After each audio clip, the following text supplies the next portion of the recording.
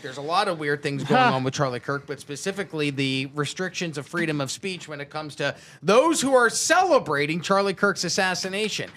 This came out earlier last week. The U.S. Deputy Secretary of State Christopher Landau warned on September 11th that Washington may take action against foreign nationals who praise, rationalize, or make light of the killing of conservative activist Charlie Kirk. Landau added that foreigners who glorify violence are not welcome visitors. In a post on X, he further stated that the U.S. does not believe it should grant visas to people whose presence conflicts with national security interests. Do you guys think that this is a violation of our First Amendment rights, or people coming to the country in their First Amendment rights, to start blocking visa holders from coming here because they're celebrating Charlie Kirk's People coming to the country have no First Amendment rights. No, they don't. They're not citizens, and therefore the Constitution doesn't apply to them. And the second thing, this is a protection of First Amendment rights. Like, the thing is that people don't know how good they have it here. If you go anywhere else, go to Saudi and talk, crap. Go to Yemen. Go to anywhere else. Go to Peru and talk crap about the government. All right, they're gonna kill you. So one thing, and it makes sense to not want to bring in this political violence.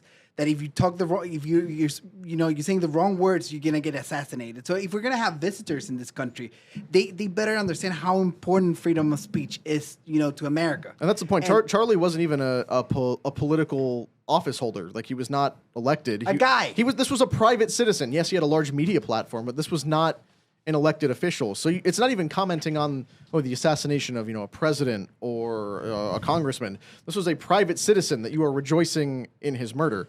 So yeah, I will openly say I am not overly inclined to share a civilization with people who rejoice in the death of Charlie Kirk.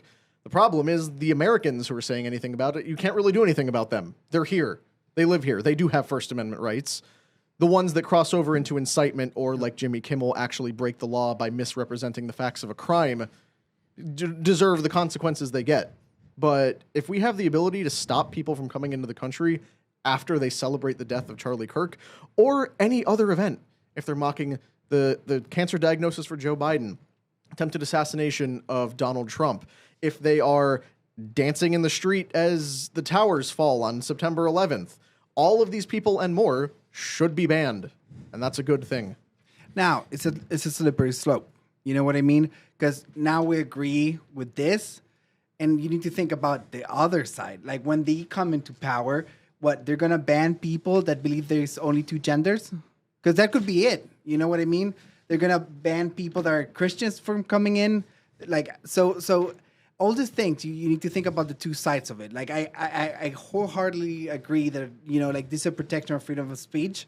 But at the same time, you need to flip the coin. When the other side is in power, who are they going to ban? Well, when it comes to free speech, let's talk about what's going on in California right now. California Senate Bill 771, which was authored by Democratic State Senator Henry Stern, seeks to hold large social media platforms accountable when their algorithms amplify violent or extremist content that violates the state's civil rights laws. The measure passed the legislation and now awaits Governor Newsom's signature by October 13th. If enacted, companies will, with annual revenues over $100 million, could face up to a fine of $1 million for knowingly promoting harmful content and $500,000 for reckless violations. The law would take into effect in 2027.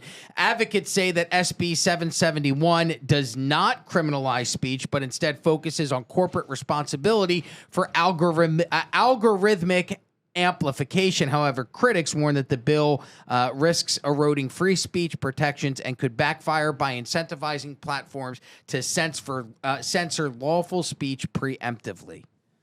Yeah, harmful content could really stretch far and wide. If that's the reason that we're the only ones with free speech, is because there's a lot of other countries that claim to have free speech, but they say except for hate speech or except for racism or except for this and that. But you could expand the term hate speech or racism or all of that stuff to really anything if you want to be creative about it. So, like, once you put any type of an asterisk next to it, it kind of goes away. I'm opposed to any law that acknowledges hate speech as a distinct category. Yeah, it's not a thing. It doesn't exist. So that's why it's a bad thing when California bans it. It's a bad thing when Pam Bondi comes out and says we're going after Antifa for hate speech.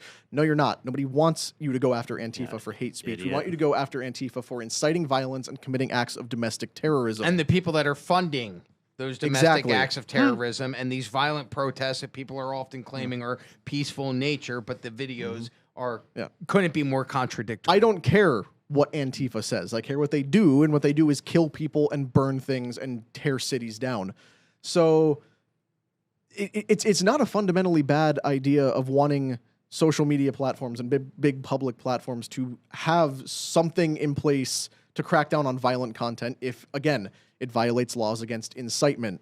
What's violent content? Exactly. That is the problem. These things have no definitions. Well, they did the same thing. Vaguely applied. The FCC did the same thing when it comes to language restrictions for radio in the 90s and 2000s. They would say that they were going to fine individual broadcasters for being indecent, but they would never define what indecency was. So it was always subject to the person issuing the fine and what their thoughts are on indecent speech, indecent acts on the radio. The censorship of these things online is a very slippery slope. And I'm normally not one for slippery slope arguments because it makes it impossible to ever do anything. But you saw the government, a few Republican members of Congress, start calling on X to remove videos of Charlie Kirk being shot. It was horrific to watch those videos. And Rob, I think your son might have seen it. And not that I'm looking for it, but it's very odd. A friend of mine was like, have you ever actually watched the video all the way through? There's a different angle that shows the bullet coming from a different...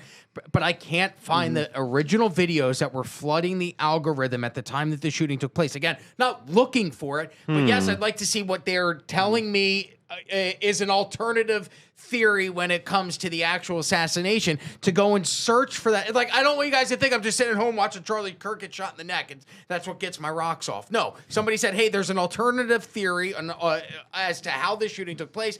Here, can you go find the video? And it's nowhere. I can't find the original videos that were flooding algorithms. That's where we get into the dicey territory of in the moment. We don't want our children going on social media and just because it's viral and it's boosted to the top of their algorithm, and your small kid or your wife or whatever happens to see this horrible video of a man bleeding out after getting shot in the neck. But then, after the fact, it is in public interest to have this footage available for analysis. So the video's gone now. You basically can't who the find it anywhere. Who the hell's the traitor inside Turning Point that's not letting the footage out? Like, there's all these angles that we're not seeing. Like, there's a camera behind him, in front of him. There's dozens of high quality inside Turning Point, or did they hand that information over to the feds? According to people that were speaking at the memorial from Turning Point, those SD cards were being handed off to the federal government and given to the FBI. So, who actually has that evidence is subject to. Well, there's all these claims of in the FBI, seconds after he got shot, there seemed to be people scrambling for cameras and SD cards and handing things off. And of course, that's unverified, but it looks like there might have been possible mishandling of evidence. Now, so we have to figure out what's happening. Going back to this ruling, I think this is not going to work. Like, they have no way to enforce it. Like, probably we're going to get an option on the back end of all our social media to turn off California. And that's what's going to happen. Like, I don't want to risk the company. I don't want to risk anything. I'd be like, because you can geolog places. Some content cannot be shown in Canada, and some content will not be shown in California. But this is how you get shit like the FCC, though. Like that kind of ruined radio. If they want to do this in California, it's fine. It's a state law. If you want social media to be regulated like radio? But Brandon, like we the people, they voted for this. They're getting this. On our interest, we have freedom of speech. And we're going to turn off California, and they can watch your things because we don't want to risk $1 million fine. And that's what it is. And that's how the market is going to regulate, all right? And the second thing is, I think the best way to regulate this is the move that Elon Musk did with the community notes. I think they're very useful. And I think the best way to go around this is to have a voting system, all right? And then to have one thing to report crimes, incitement of violence, this and that. You report that, and then if it's too outrageous, just vote it up and down to get deleted, and that's it. But that's how freedom of speech works. Like, freedom of speech doesn't mean freedom of consequences, all right? There's always social ramifications. So socially, we should be able to delete them, but not mandatory by law. You know where I'm going with this? Yeah. So the digital world looks more like the American law. Use social pressure and consequence as an alternative to law. That's that. Because you don't need everything codified in law. We've been doing it for 190 years. It works. Let's not reinvent the wheel here. You know what I mean? So if you like this clip, click right here. And if you want to see more like it, click right here. Stay angry, Patriots.